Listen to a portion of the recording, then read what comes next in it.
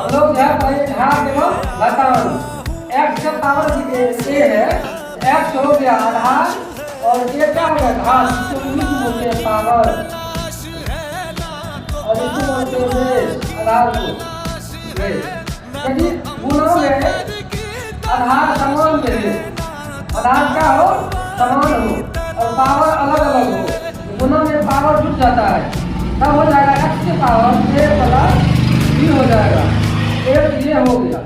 दूसरा गुणों रहे और सॉरी यदि आधार समान रहे और पावर भिन्न भिन्न रहे, आधार समान पावर भिन्न भिन्न रहे और क्या हो भाग हो, तब क्या होता है भाग में पावर घट जाता है, a माइनस क्या हो जाएगा b हो जाएगा।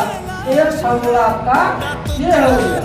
दूसरा फॉर्मूला है यदि आधार अलग अलग हो, क्या हो आधार अलग अलग हो x गुणे y, लेकिन पावर समान हो, x के पावर जैसे कि यदि आधार असमान हो, पावर क्या हो समान हो, यानी कि x गुणे y है, पावर a यहाँ भी है, तब आधार क्या होता है आपस में गुना होता है x y और पावर दोनों का एक हो जाएगा, x y की पावर क्या होगा तो a हो जाएगा।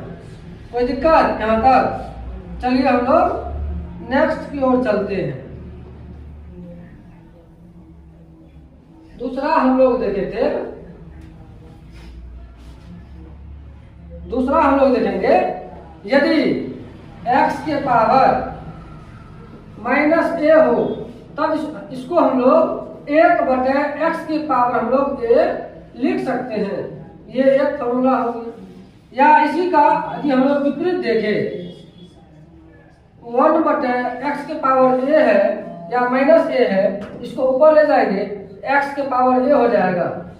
ये घटांक करने का क्या है, एक ये फॉर्मूला है। दूसरा हम लोग देखेंगे और